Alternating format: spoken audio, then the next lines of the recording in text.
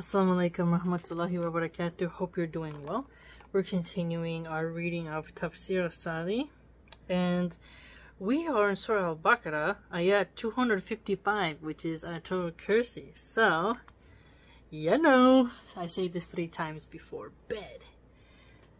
Let's begin. Ramadan Mubarak. Allah, there is no God but He, the ever-living, the self-sustaining, and all-sustaining. Neither slumber nor sleep overtake Him. To Him belongs all that is in the heavens and on earth. Who is there that can intercede with Him except by His leave? He knows what was before them and what will be after them.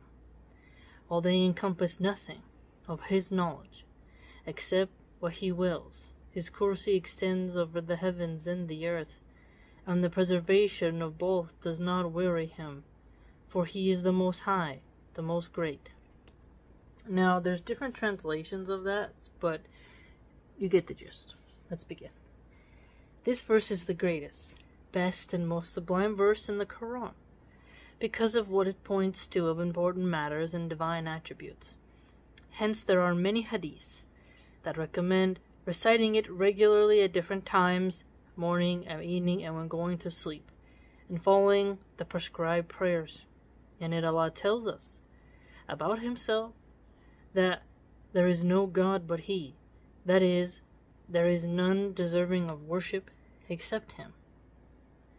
For He is the true God to whom all types of worship, obedience, and devotion should be directed. So here we see the emphasis of Tawheed again. Obedience. So if you're out there obeying jinns, spirits you conjured, you're messing up. If you're devoting yourself to the righteous, as in like, oh, I'm gonna single out Jesus' mom, Mary, and I'll be pleased with her, well, you've messed up.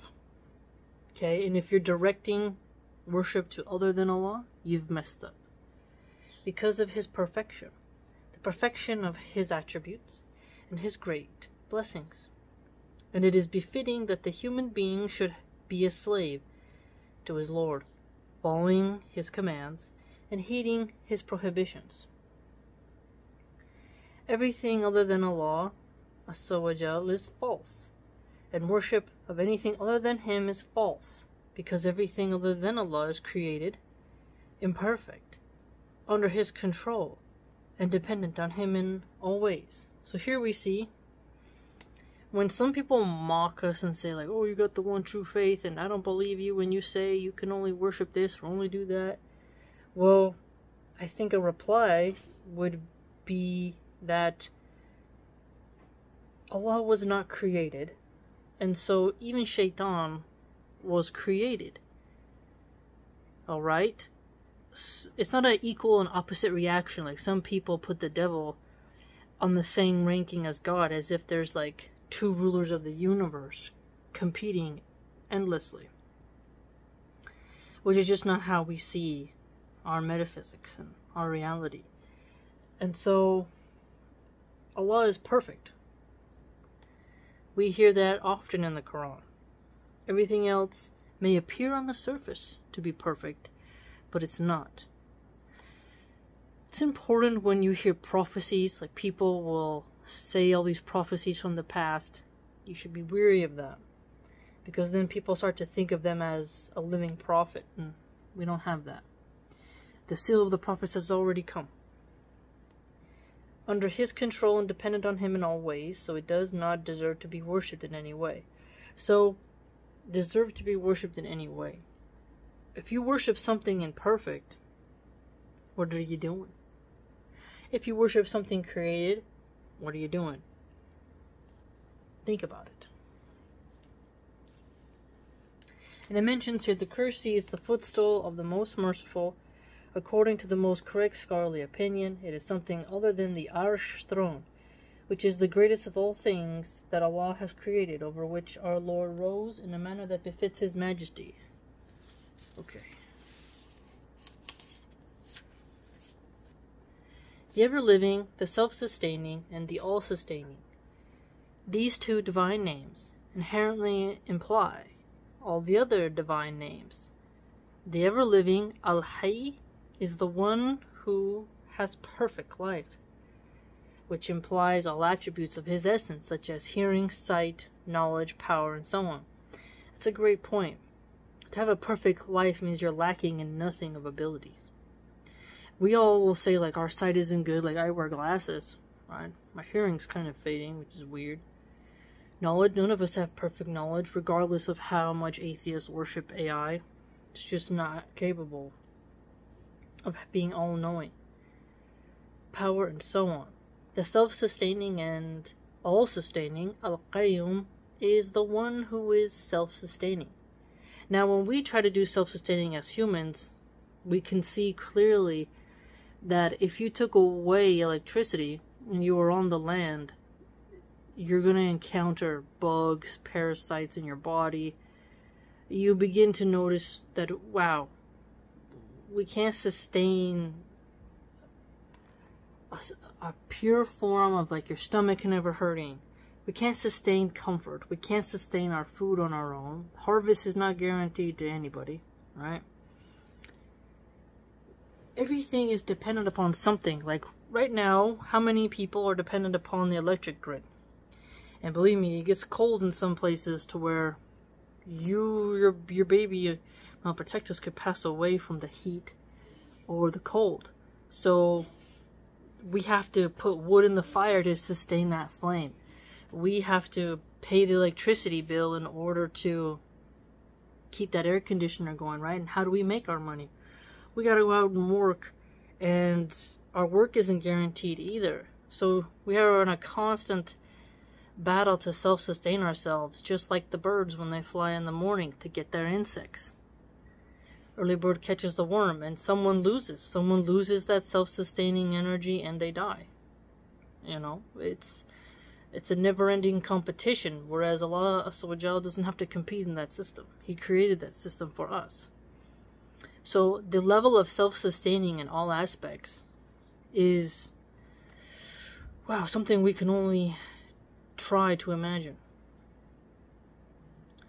All-sustaining Al-Qayyum is the one who is self-sustaining and whom others need to exist. This is something that humbles us, in my opinion, where you have to recognize that you're dependent upon Allah. Now, atheists will mock at the idea, like they're trying to do weather technology, changing the weather, cloud seeding. They try that. They're working on it to try to use directed energy weapons, and how do you create on-demand earthquakes in form of warfare. Like, you have people, military minds, sitting on the table thinking about that. And so what I find interesting is when atheists make fun of us, when us religious people say, like, Allah gives us the rain, allows there to be food in the sea, there is this more appreciation for the cycles of life when you live closer to nature.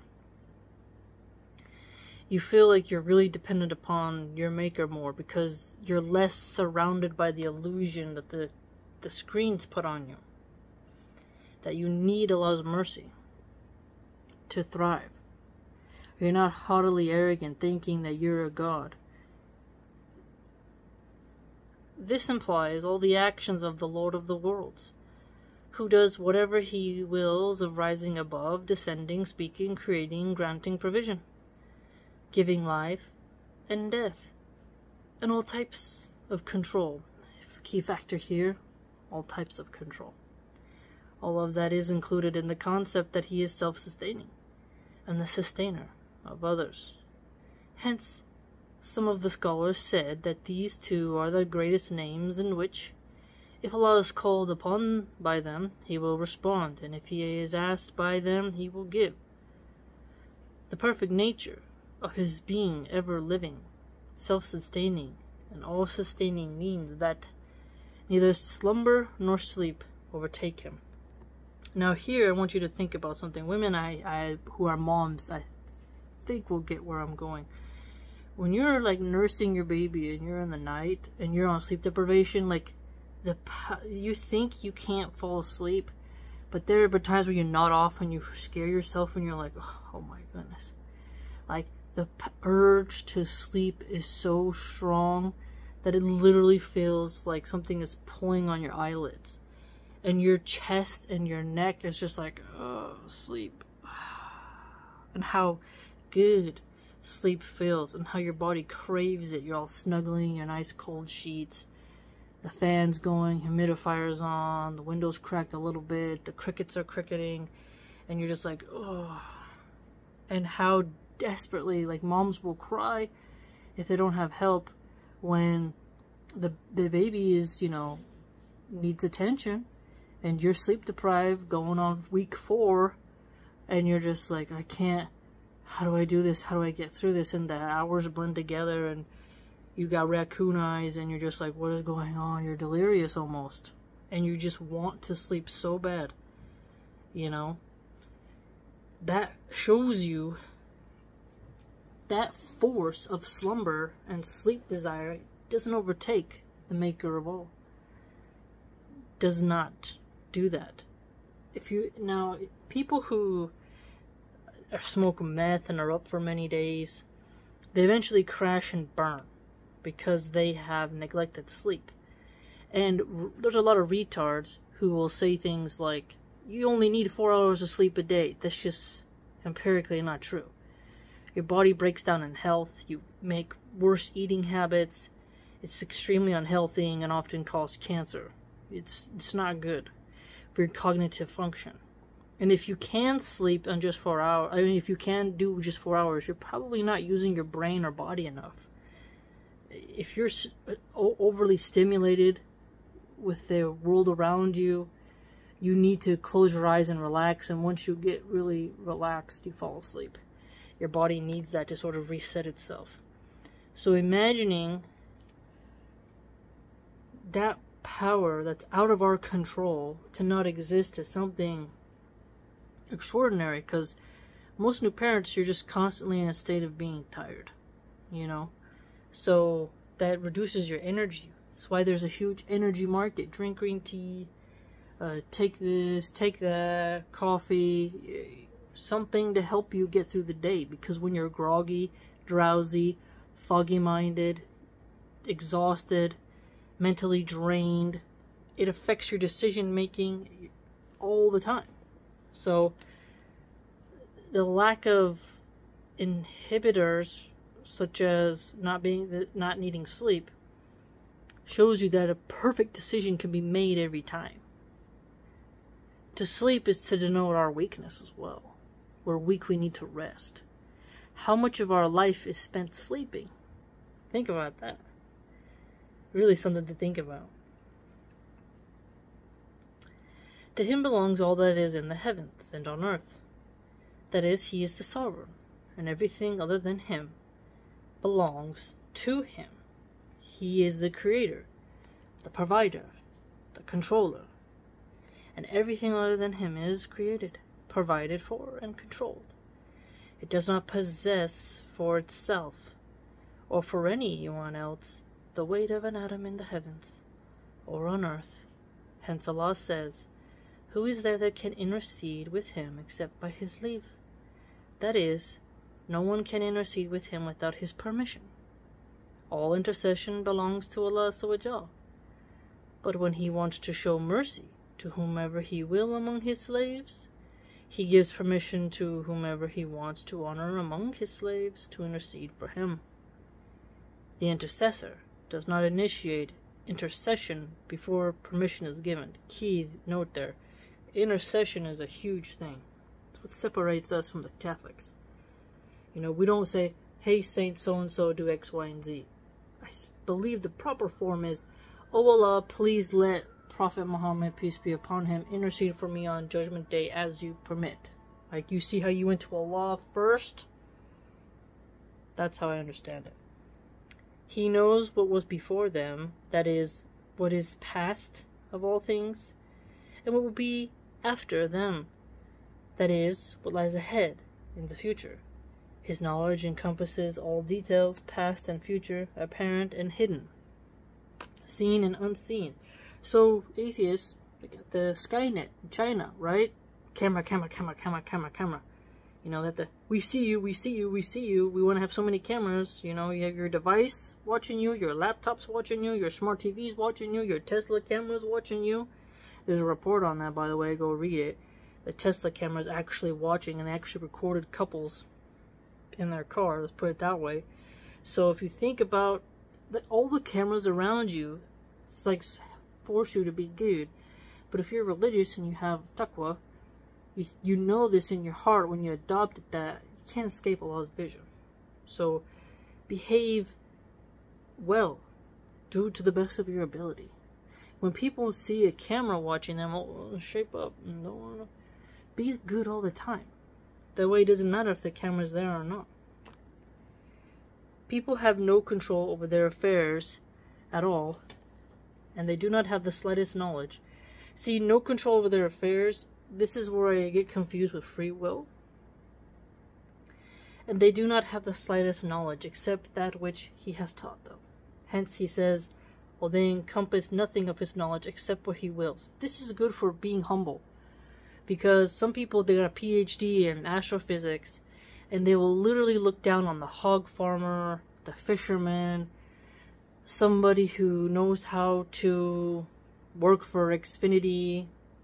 You know, people will compare fields, or they'll think only this school has all the knowledge, and only the people from this school are the best. And it's like, I don't know about that, because no matter what, you can't get all the knowledge.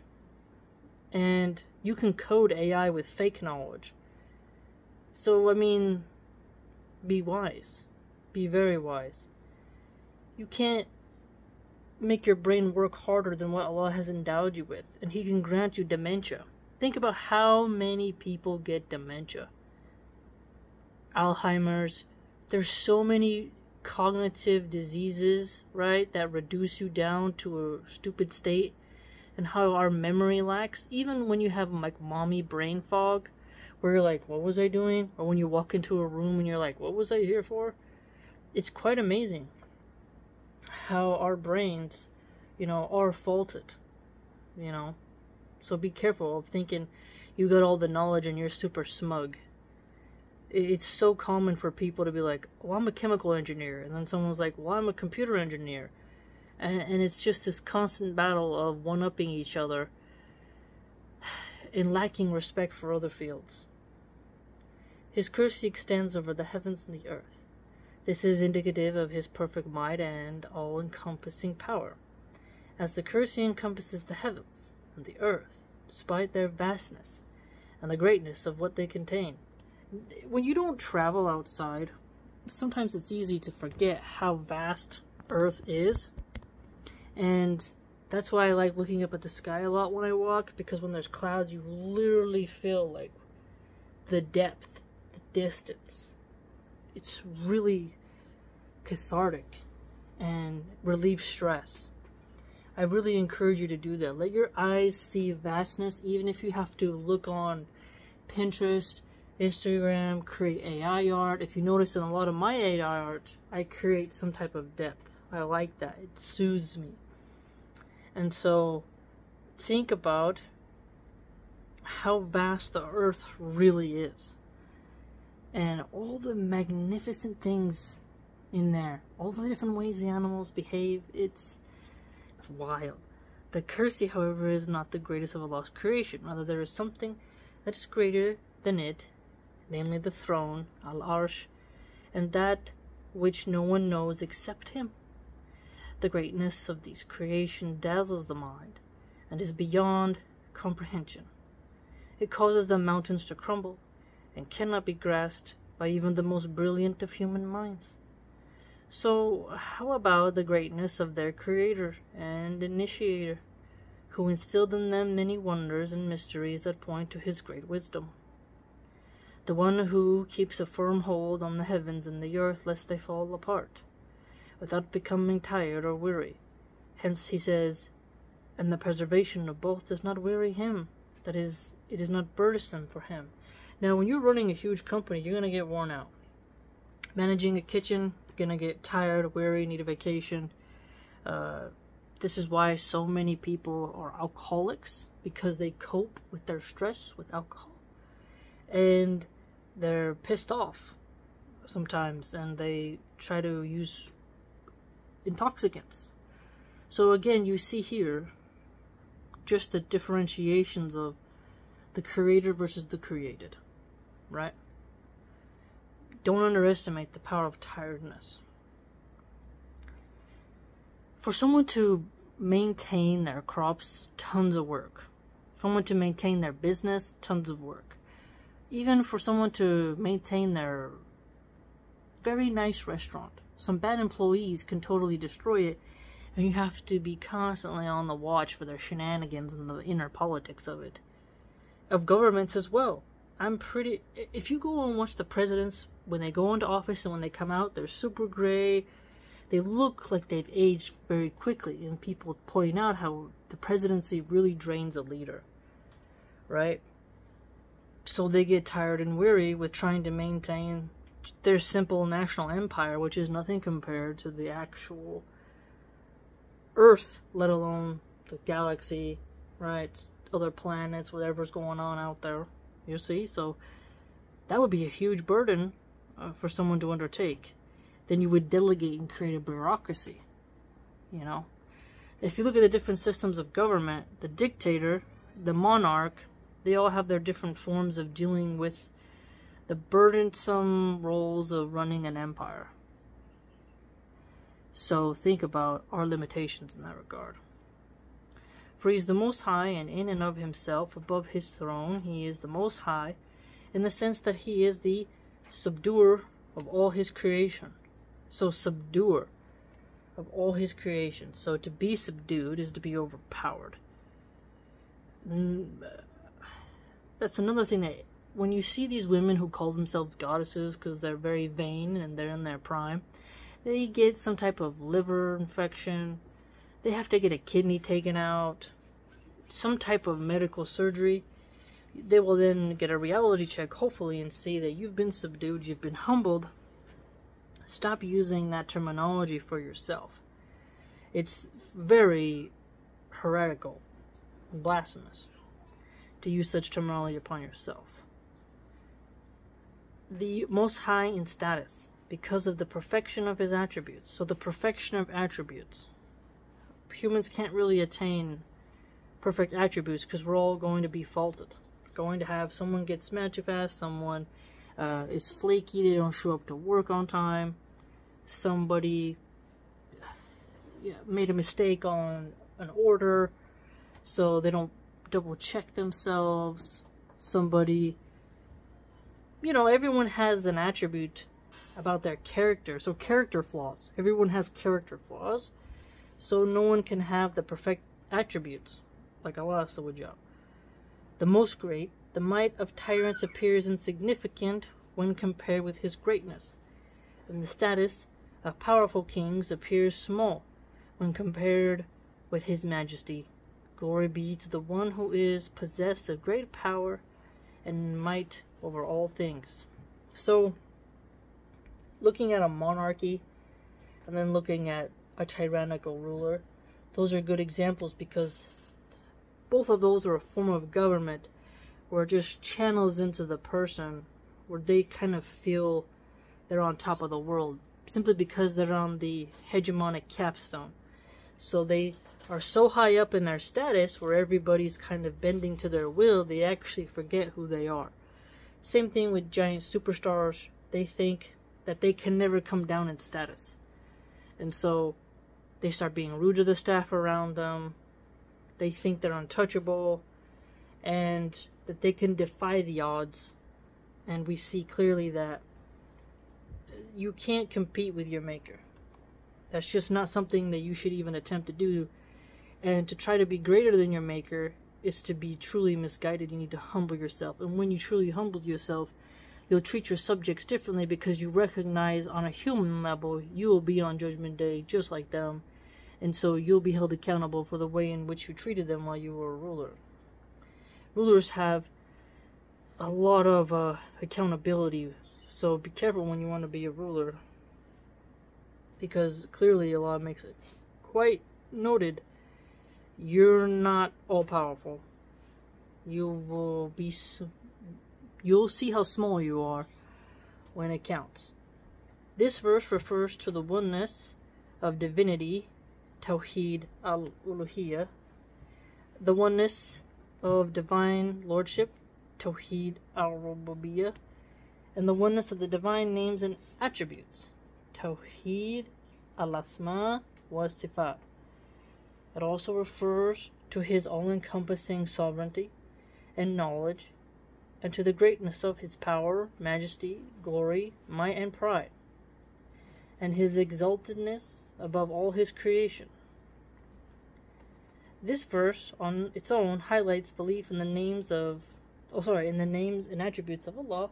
Now notice here it said exaltedness above all His creation. So the jinns, the demons, the shaitans, they are all created, and so they cannot be worshipped, and they're not more exalted or even on the same footing as Allah subhanahu wa ta'ala.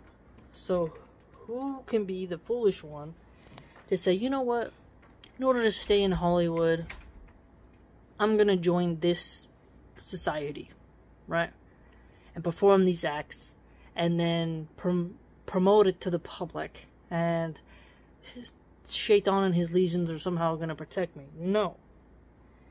Absolutely not. Absolutely not. You're gonna get yourself into some serious trouble. Serious trouble. Because no one is greater than Allah. No one is more exalted than Allah. You're going to really mess up your chances of getting into paradise, because you're grasping desperately to the earthly realm of status, credentialism, and title worship. Him being exalted above all His creation literally tells you right there, if you look into it, don't worship anything other than me. Him, right? And don't worship anything other than Allah. It's quite clear. Like, I don't get how some people will turn to shrines, relics, special mountains or volcanoes, even very old forests, anthropomorphize creeks and rivers, and you're just astounded at the level of stupidity. Only exalt Allah because Allah is the greatest. It's quite clear. When someone like Kim Jong-un demands that you treat him like a demigod, you're like, wow, he's crazy. Look at the power temporarily, dunya-wise, that Zuckerberg has with the apps he maintains. He censors people. I bet you he has a very difficult time regulating his own humbleness. No matter how many times he has to testify before Congress or whatever, it must be increasingly difficult when you've been given a temporary green light by Allah subhanahu wa ta'ala to have such a platform, network, that can reach across the globe and literally change elections, make people feel sad, help people find each other for marriage, spreads rumors, you name it. It's like, whoa.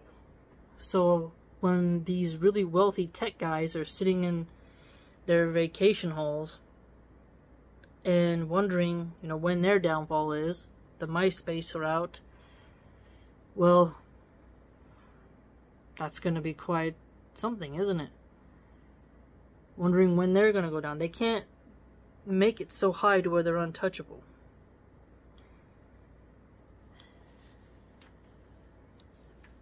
Very good. Alright, that was the end of Ayatul Kursi. Hope you enjoyed. It's a very important one. We learned quite a lot from it. And don't forget, the Arsh is the throne, the Kursi is like the footstool. And different times of when you can recite it. But it points out to us that Allah is the true God, that He deserves all the obedience and devotion and worship for Himself. He has perfect attributes. And we need to remember that He is the Most High. So when you really look at how it just highlights the leaders, you know, don't look at Musa and Fir'aun, right? Pharaoh got humbled. So the wolves of Wall Street, they'll get humbled too. Don't be too impressed with the skyscrapers, no matter what part of the world they are from. Because we are to travel throughout the earth and see what was of those who came before. Tons of empty ruins. You can be the president of a mighty empire, and how many great kings came before, and their names are lost in books sitting in a library while no one reads it. No one reads their past, and they're instead watching TikTok videos on nonsense. Something to think about. Allah is the ever-living, self-sustaining, and all-sustaining. We are entirely dependent upon Him. That shows you that what we are, especially when health comes in, when you're beautiful in your prime, which is a big fitna for women, the arrogance of, oh my goddess, I'm main character energy. We'll just see about that, won't we? We'll just see about that. Take care, everyone. Stay safe. If you'd like to join my blog and support the channel, it's www.subscribestar.com/MilahanArchive. I need a wood panel that I'm fundraising for, about 1/4 way there, alhamdulillah. And the book holder thing, yeah, and my little one is at the stage where it's crawling, so I might not be able to do as many videos as before while we go through the transition stage of sitting still and coloring instead of, you know, playing soccer. And that might slow some videos down, but we'll get her done. We'll get her done, inshallah. Take care, fam.